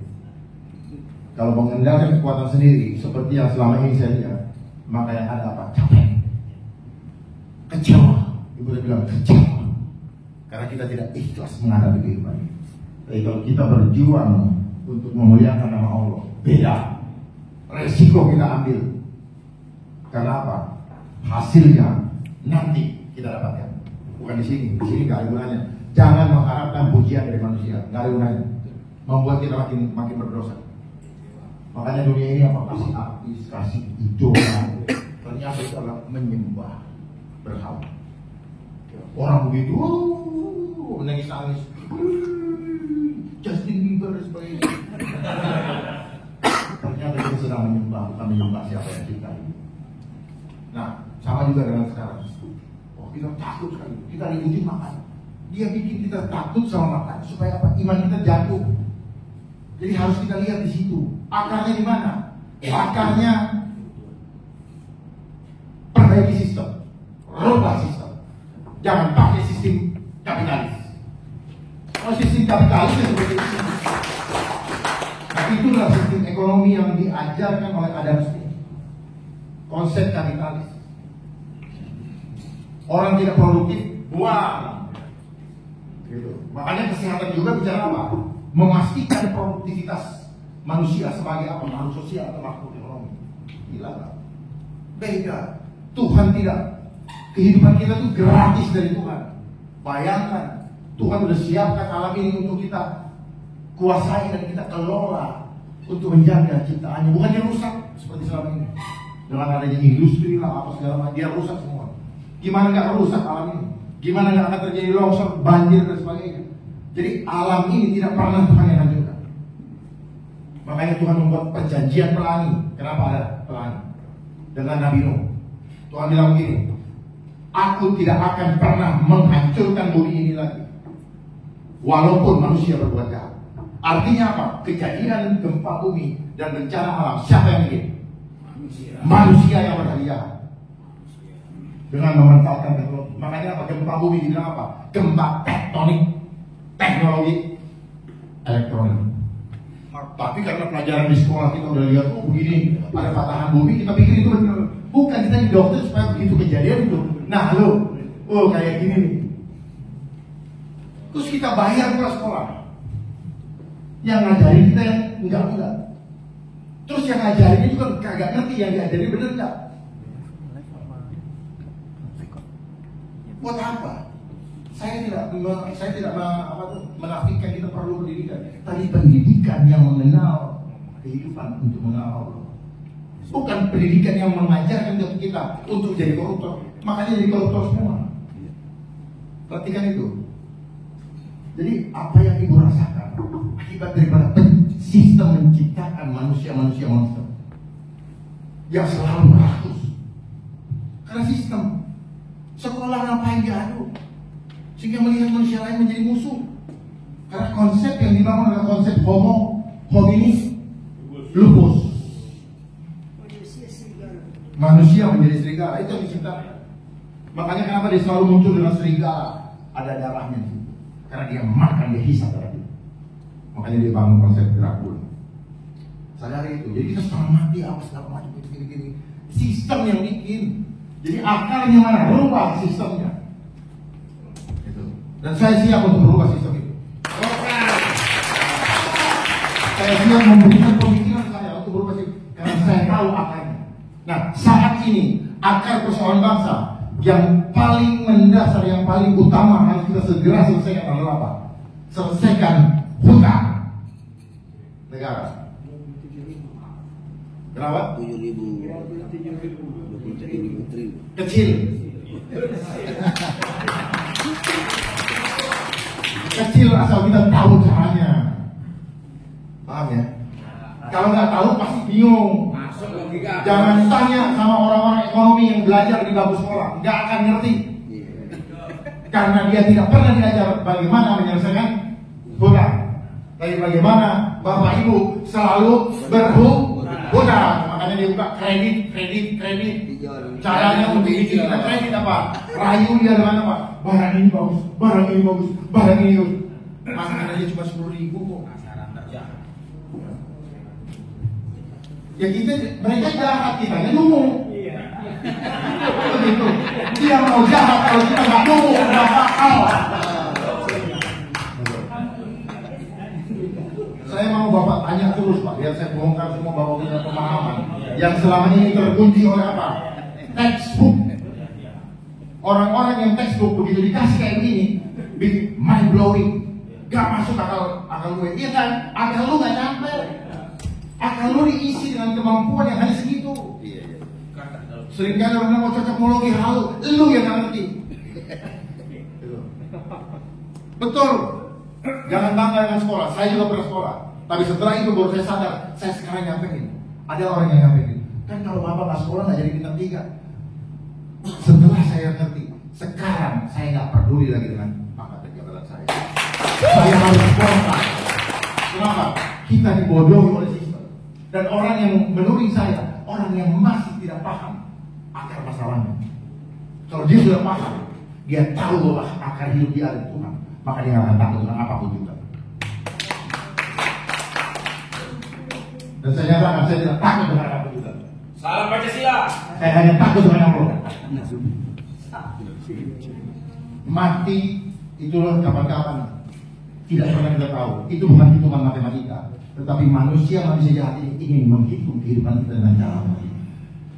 Kehidupan kita bukan matematika dunia, matematika linear. 2 tambah 2 bukan. Orang berhubungan badan setelah nikah belum tentu punya anak. Kalau punya anak berarti pasti punya anak. Itu hitungan matematika linear. Tapi setelah saya belajar juga, ternyata di dalam hitungan matematika atau berhitung, ternyata ada magicnya, ada simsalabim. Contohnya, 2 tambah 2 berapa? 4. 2 kali 2 berapa? 4. Minus 2 kali minus 2 berapa? 4 kan? Coba buktikan sama saya. Itulah rumus simsalabim. Ya, ilmu pasti itu ilmu mati. Yang benar itulah ilmu sosial. Kenapa? Kita adalah homo imagone, kita adalah citra Allah. Kita harus berkembang kepada homo homini socius.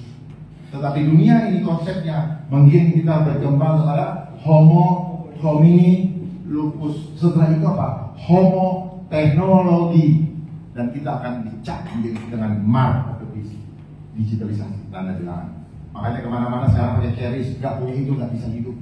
Dia mau bikin itu, semua hidup kita dikontrol, bukan dikontrol Tuhan. Dan ini buat kami, ini adalah lambangnya Antichrist, lambangnya Al-Masih Ad-Dajjal. Artinya apa? Saya sudah mengambil posisi menjadi kelompoknya Dajjal. Kalau kita memilih, apa? Jangan main-main. Saat ini kita disuruh di sini atau di sini. Saya mengambil posisi di sini. Saya nggak mau ambil di situ. Kenapa? Azabnya udah jelas. Jangan main.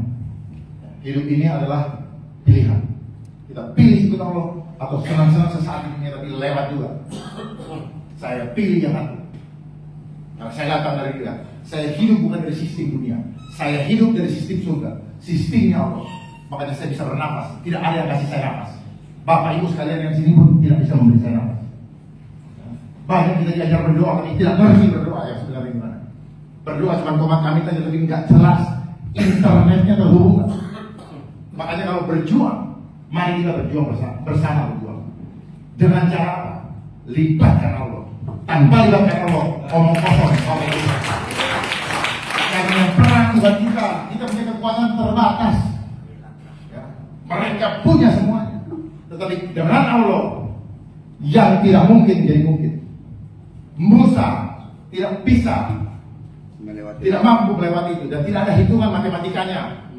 Sampai sekarang tidak bisa orang akademis, naskah akademik menguraikan kenapa Musa bisa belah. Merah. Itulah iman. Karena Allah sendiri yang belah. Paham ya? Selama ini kita perlu begini nggak bisa. Enggak. Bersama Allah kita bisa. Amin. Amin. Apalagi? Lanjut yang kedua. Ya, lanjut yang kedua. Bismillahirrahmanirrahim. Assalamualaikum warahmatullahi wabarakatuh. Waalaikumsalam. Tadi pertanyaannya, baik, perkenalkan nama saya Edi dari Aspek Indonesia. Jadi gini, tadi ada beberapa pertanyaan terutama terkait dengan spiritual. Perjuangan hari ini adalah perjuangan yang sudah dimulai dari Asal Z lah ya, dan puncaknya adalah tanggal 10 kemarin. Terus kemudian tadi Pak Dharma juga banyak bicara tentang materi, terus kemudian energi juga. Nah, saya pengen tahu apakah yang kita lakukan hari ini, aksi dan segala macam adalah perjuangan materi?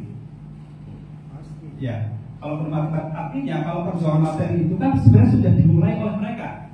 Dahulu gitu ya, yang merancang semua ini gitu kan. Artinya mereka pakai materi. Dengan kita pakai materi, saya mustahil itu berhasil. Artinya dia udah mulai duluan nih dengan materi dengan berbagai macam cara. Nah, kesimpulannya adalah tadi Bapak bicara energi, bicara spiritualitas, maka itu mungkin yang bisa dilakukan kita untuk tahun ke depan.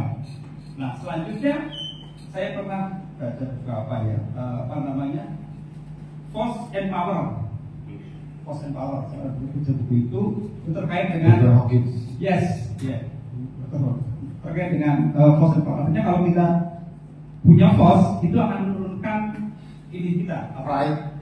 Ya, Pride kita. Guilty. Karena dengan Tuhan semakin Yes. menjauh. Yeah. Dan kalau kita Joy, punya power, peace. kita juga banyak kedekatan kita Yeah. semakin dekat. Yeah. Nah, mungkin saya bisa jelaskan terkait itu. Saya kurang paham, paling sedikit saja. Silakan. Makasih. Jadi apa yang disampaikan Bapak betul. Sebenarnya mereka menguasai spiritual. Cuma kita diiming-imingi material. Karena pahamnya kita, jadi ilmu pengetahuan yang kita Bapak pahami semua termasuk saya selama ini itu dari Yunani. Di Yunani dipotong ilmu imaterialnya nggak dikasih lihat. Yang selalu saya udah di balik batu. Ilmu motivasinya kayak dikasih lihat. Jadi dia hanya mainkan fisika fisik yang diajarkan oleh Newton. Ya, bukan fisika kuantumnya, kuantumnya dia nggak ajar, belakangan aja di orang lain. Jadi hal yang tidak kelihatan seperti saya berdiri gini kan ada deh. Saya bisa jalan kemana-mana tanpa kabel. Dan saya bisa begini. Kenapa? Karena listrik di dalam tubuh saya. Listrik itu dari mana? Dari surga. Kenapa kita tidak menghormati yang memberikan kita itu? Mata saya bisa begini, mulut saya bisa begini-begini. Coba yang sudah begini. Ya. Jadi itu yang tidak dipahami orang. Bahwa satu orang bisa merubah dunia. Nggak paham, makanya kita selalu pengennya berkelompok. Nggak salah. Kelompok ini untuk suatu tujuan yang sama. Tetapi kuatkan dulu energinya. Tanpa kekuatan itu yang ada capek, Karena kita pakai emosi, pakai ini bukan pakai kekuatan Tuhan. Kalau Tuhan yang bekerja, kita menonton. Tahu-tahu, ya Allah, kok bisa begitu ya?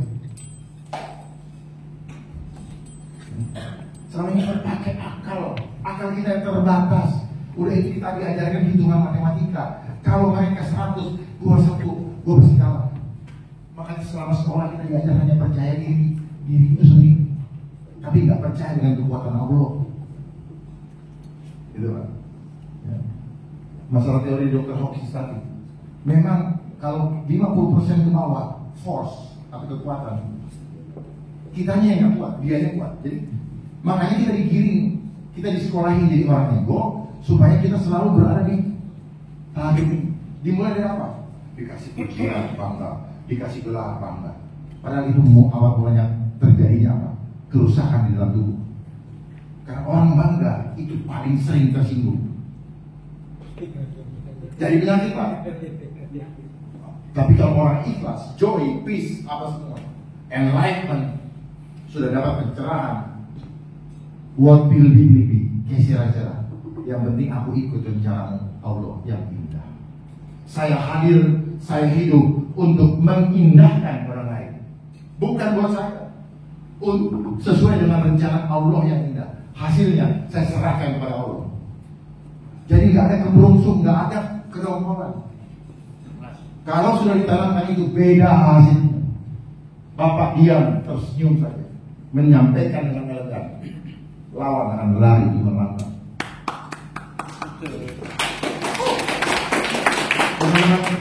Kita memang menjadi marah. Itu permainan itu supaya kita terpancing. Coba mulai pikirkan bagaimana ya supaya tenaga sedikit, efektif, efisien, tapi hasilnya dibaca Allah. Nah, persoalannya kita sudah tidak, kalau mau dibaca Allah bisa nggak ya? Nggak yakin. Nggak yakin. Kenapa? Karena keyakinan kita dihancurkan dengan konsep material, data empirik. Makanya kenapa bajingan penjahat-penjahat itu, bajingan-bajingan di dalam kehidupan kita, ya selalu lihat di gigi depan. Karena apa? Kalau belum terjadi, dia lihat di mana datanya. Bohong lu, mana buktinya? Dia selalu tunggu ada korban. Begitu ada korban, begitu ada, ya benar juga ya kata dia. Ya udah lari lagi ke depan. Makanya kenapa penyesalan selalu datang di belakang? Karena kita diadu dulu dengan yang ahli, nggak ahli, data, bukti, jurnal. Selalu bicara data itu sejarah masa lalu. Kita adu-adu di sini sengaja biar kita lari. Hebat gak dia konsepnya? Sadar gak kita selama ini? Diadu-adu terus kita. Kalau saya bilang nanti depan ada begini, orang bilang mana buktinya? Tunggu kejadian dulu. Lah kalau zamannya sama seperti zamannya ya. Tunggu banjir dulu. Tidak lu nggak sempet untuk mana datanya, mana buktinya, lu yang jadi data. Paham nggak? Iman itu realistis. Walaupun dia bikin bahtera di atas bukit.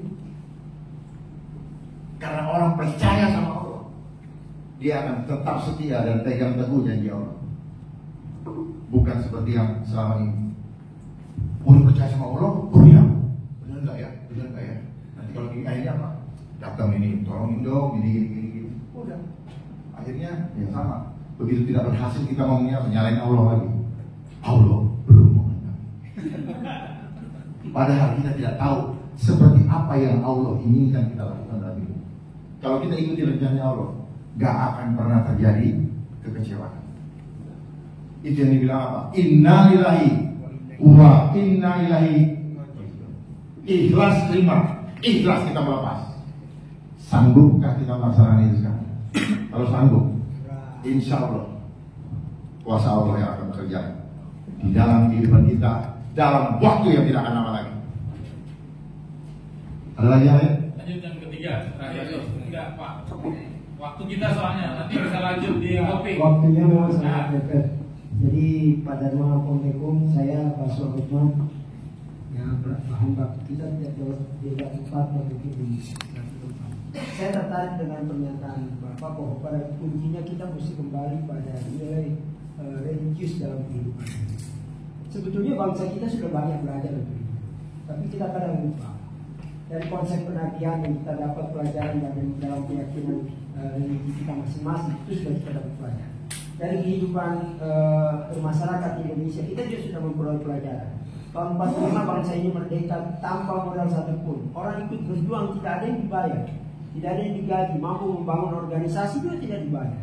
Sampai memperoleh kemerdekaan setelah penyerahan kedaulatan dari pemerintah Belanda tahun 9. Itu semua bentuk nyata bahwa keikhlasan adalah kunci dalam perjuangan.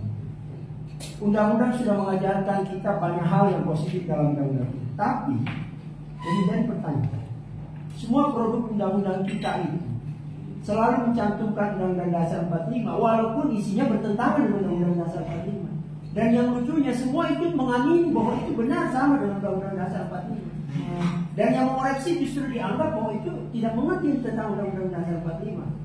Nah benar, jadi posisi kita sudah kalau dibilang orang terbalik-balik, ini kondisinya seperti begitu sekarang. Jadi pada dasarnya saya sangat konsen melihat bahwa apakah kita ini masih punya sistem hukum yang jelas untuk ke depan, itu menjadi tanda tanya yang besar. Kalau bilang perbaikan sistem, saya rasa sudah selalu menjadi ikon kampanye pemerintah yang akan naik ingin memperbaiki sistem. Tapi begitu masuk pada pemerintahan, sistem itu juga nggak pernah disentuh-sentuh lagi. Jadi memang ada invisible hand, tangan kekuatan di luar itu yang mengatur ini semua, sehingga kita sangat tergantung pada kekuatan itu yang hanya bisa dicapai pada slogan-slogan. Jadi kayak ngomong kasarnya, kita mencari kepuasan itu aja. Dalam bahasa joroknya mungkin kita, ya mohon maaf kalau saya sebutkan, kita sampai beronani dalam posisi itu. Beronani tapi tidak memberikan nasihat, kepuasan sesaat yang kembali lagi akan dituntut mencari kepuasan lagi. Jadi pengorbanan yang tidak ada manfaatnya, yang menghasilkan juga tidak ada manfaatnya. Saya rasa itu yang kita mesti lakukan apa ke depan ini untuk sama-sama kita bergerak dari titik yang sama kembali pada real sesuai dengan cita-cita berdirinya bangsa Indonesia. Terima kasih Pak. Terima kasih banyak Pak. Terima kasih banyak Pak. Jadi apa yang Bapak sampaikan itu saya maklum. Ya.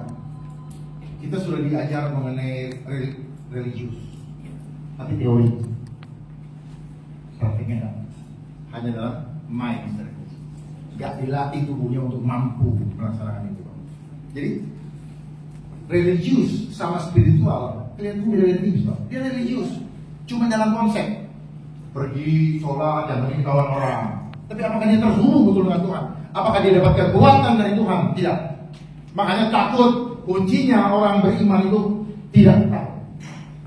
Kalau selama masih takut sedikit tanya, iman gue bener gak ya?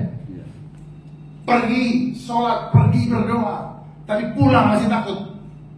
Itu namanya ritual fisik. Religius Pak, di mata manusia. Ya. Saya kenapa? I've been there. Saya juga pernah seperti itu. Kelihatannya religius, tapi hati saya gelisah, gentar, dan sebagainya. Masa depan menjadi gelap. Karena cuma dalam konsep main aja, tidak mengenal soulnya, nggak ketemu dengan akalnya. Mind, body, mind and soul. Bodinya enggak. Bagaimana mau religius cuma dalam konsep? Ada orang jatuh bodoh amat, capek gue ngangkat dia. Ada orang susah, iya religius, tahu harus nolong, tapi enggak. Jadi harus dilatih. Sama seperti mereka melatih kita menggunakan masker terus-terusan. Itu dia latih menjadi kebiasaan. Jadi otomatis mendarat karena dia bermain di dalam bawah sadar. Yang mengatur hidup kita itu alam bawah sadar, Pak. Sementara sekolah hanya pikiran sadar. Makanya IQ kita cuma 5% menguasai hidup kita. Mau ngatur yang 95% kayak satu. Makanya kita gampang ceng.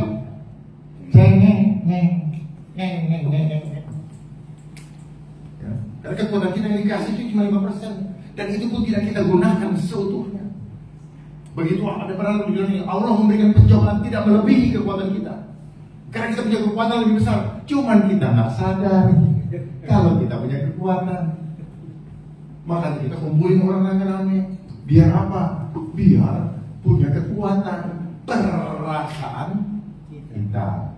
Lah yang kita lawan sama-sama manusia, tetapi yang mengendalikan ada kekuatan di luar Tuhan, hanya pakai badannya mereka. Makanya mereka tidak punya hati. Kalau sama Tuhan punya hati. Nah, orang nggak punya hati sama punya hati, benturan, kelar sama-sama, rugi sebagai manusia. Yang ketawa siapa? Yang pegang ribut kontrol. Gitu loh Pak. Nah, kalau ada yang mereka janji-janji begini-begini, makanya Bapak cari betul orang yang takut sama Allah, bukan hanya ritual-ritual kelihatan di depan kamera. Bapak lihat kehidupannya, dia masih seneng nggak dengan uang-uang siluman? Bapak bisa lihat selama masa pandemi kok, begitu banyak mereka semakin kaya. Dari mana? Gimana kita sudah sulit bekerja?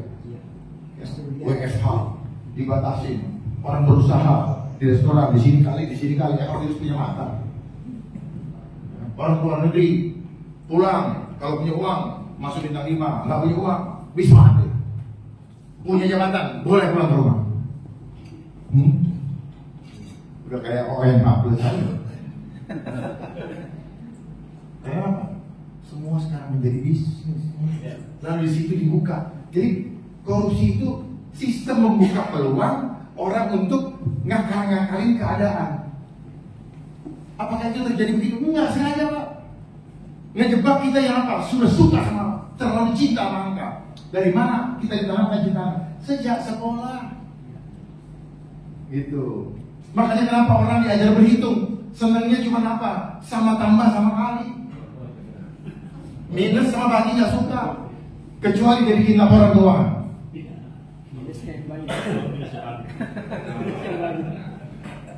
Ya, ini akal Pak. Apalagi ada tadi rumus Simsalabim. Saya pelajari rumus-rumus ekonomi. Itu yang penting apa? Balance sheet. Antara pengeluaran sama itu ada penanggung bikin aja kwitansi sendiri ya, untuk mempertanggungjawabkan uang yang sudah keluar. Jadi kita sendiri sudah termanipulasi. Jadi jangan kaget kalau mereka cuma dapat peluang untuk makanya banyak yang aji mumpung. Begitu naik daripada besok mungkin mereka juga pernah mengalami seperti kita. Sehingga naik, otaknya cuma apa? Begitu gue naik, gue bikin begini 5 tahun lumayan, 10 tahun lumayan. Udah, besok boleh dinas lagi yang udah lawar-lawar. Mungkin begitu ya. Selesai. Ya kan dahulu manusianya produknya sama. Lewat apa? Ingerbase, outgerbase. Masuknya lewat proses sampah. Hasilnya keluar sampah juga. Bapak lihat banyak sekali orang yang pakai baju oranye. Itu yang ditangkap, yang nggak ditangkap banyak sekali. Dan hampir semua orang-orang yang mengelola anggaran negara itu makan anggaran itu. Kuncinya di mana? Langit tanya ada di BPK. Ada di sana. Dan dia juga menilai, kalau kau tidak habisin, saya nilai kau jelek. Akhirnya ngarang-ngarang itu kegiatan. Jadi sistem juga Pak. Jadi kalau tahu akarnya, saya bisa uraikannya. Jadi jangan kita bengak-bengok begini, tapi kita nggak tahu akarnya di mana. Dan Bapak tanya, BPK dapat dari mana? Ini dapat dari mana? Kok kenapa? Menkyu Gubernur Indonesia punya siapa? Kenapa mereka ini? Kenapa mereka? Udah. Makanya harus ditata ulang. Bukan diperbaiki saja. Bahasa saya perbaiki, itu hanya bahasa yang dihaluskan. Karena kalau dirubah total, banyak sekali orang yang marah karena comfort zone dia. Itulah namanya orang sudah edik, sudah ketagihan. Lu kurangin dia punya dosis, sakau. Jadi sama aja Pak. Mereka itu sekarang sedang mabok kekuasaan, mabok uang. Nah, harus ada antara dipanggil Tuhan cepat atau apa? Atau Tuhan ganti kehidupan mereka. Dipanggil Tuhan atau Tuhan geser. Nah, jadi kekuatan Tuhan lagi semua. Jangan andalkan kekuatan kita. Jadi kalau mereka begitu, makanya kayak orang berkomitmen, janji itu adalah kayak orang kawin. Makanya lihat dari kehidupannya, lihat track record. Kalau dia makan uang-uang penderitaan dari rakyat, jangan, ya, jangan tolong kita untuk mendukung atau mendoakan sekalipun juga. Percuma doa-doa yang mubazir. Bercoret sendiri. Ya, Bercoret sendiri. gitu. Jadi betul-betul itu. Kenapa? Ini menentukan nasib. Sementara yang kita lihat, jangan sampai kita boneka lagi. Karena boneka kelihatan aja di depan, tapi yang pegang di sini kayak itu loh. Dulu waktu kecil ada monyet itu ya. kodok itu ada di sini. Nah, jangan saja seperti itu. Tapi kalau kita lihat akan seperti itu. Kalau kita lihat, catat teman. Baik, satu saya kasih tempat terakhir. Hari itu saya serius soalnya tadi. Yang terakhir ya.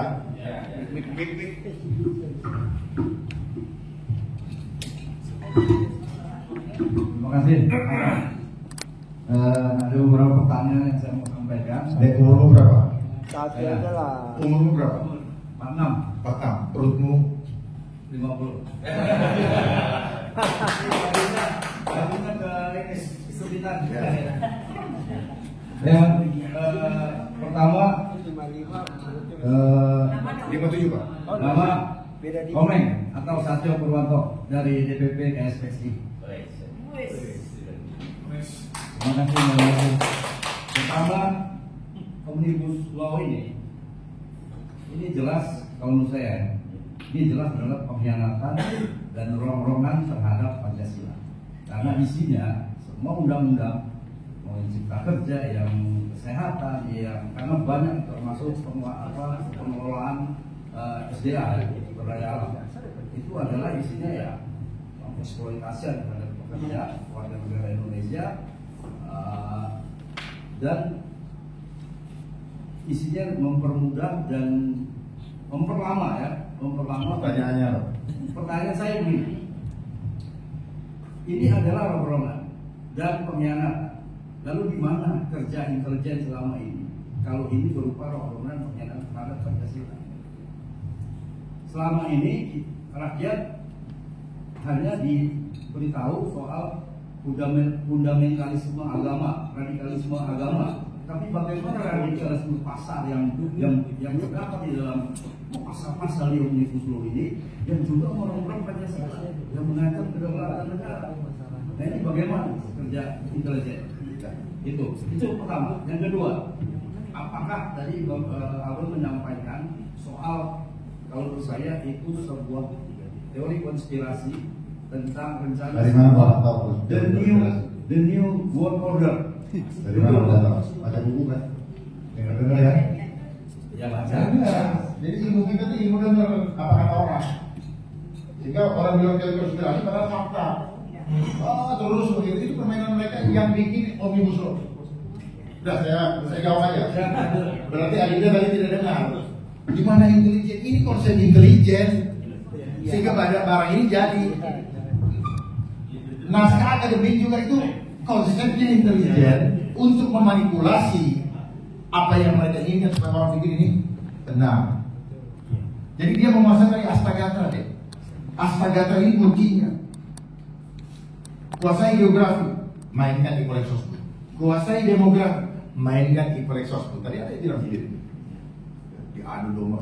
Kuasai demografi, kekayaan alam, mainkan di proyek sosmed. Jadi nggak pernah ada kedamaian. Hak asasi manusia juga gitu. Asasi berhak begini-gini udah. Biar kita ikut satu, sistem dia jalan terus. Sekarang dia sudah masuk pada tahap depopulasi atau kontrol populasi total. Ini namanya keinginan. Coba cek LSM itu selalunya mereka NGO. Ya, nanti ribut lagi. Dananya dari mana? Padahal sama-sama tahu. Itu loh. Terus muncul badan-badan dan komisi-komisi. Makin banyak utang negara. Apa mereka kerja? Komisi.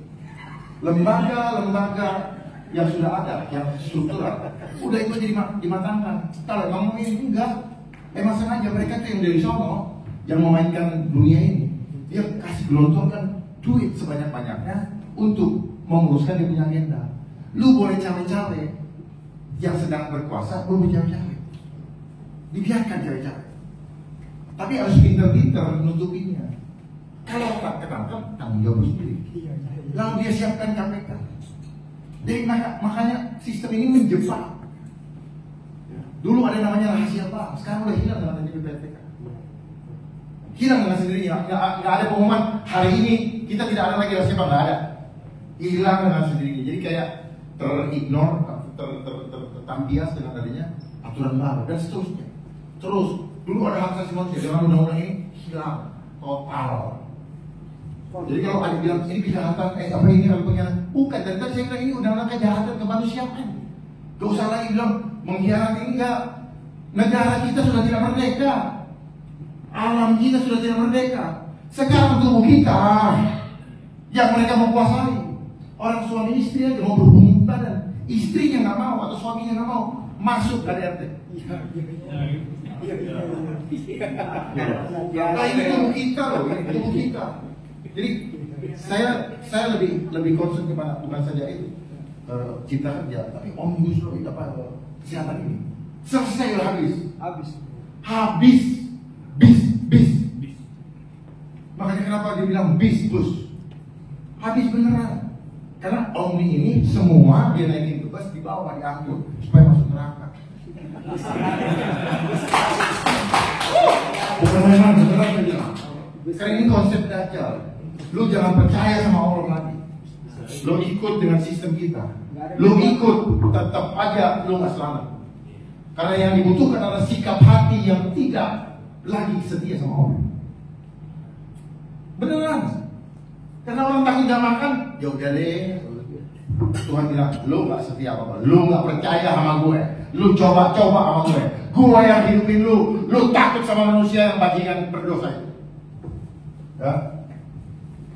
Itu, jadi dunia ini manusia itu ingin membuat kita seperti itu, tunduk kepada dia. Tapi yang dia bawa adalah konsepnya iblis, konsepnya Dajjal, konsepnya antikris. Kita takut lapar. Kenapa? Kita jadi takut lapar, takut kurang. Karena dari sekolah doktrin takut gak keren, takut apa kata orang, takut apa bla bla bla bla, takut gak naik kelas, selalu salah. Kenapa? Yang benar cuma satu, nilainya pakai kunci, dikasihnya kunci cuma satu. Nah si guru juga kagak ngerti, dia pegang buku kunci. Jadi ini namanya orang buta menuntut orang buta. Tadi Bapak bilang, oh dia kan sudah melihat. Iya, yang mendengar tidak mendengar, yang melihat tidak melihat. Dia sudah melihat, tapi dia tidak bisa melihat. Matanya kosong. Dia mendengar, tetapi dia nggak nangkep.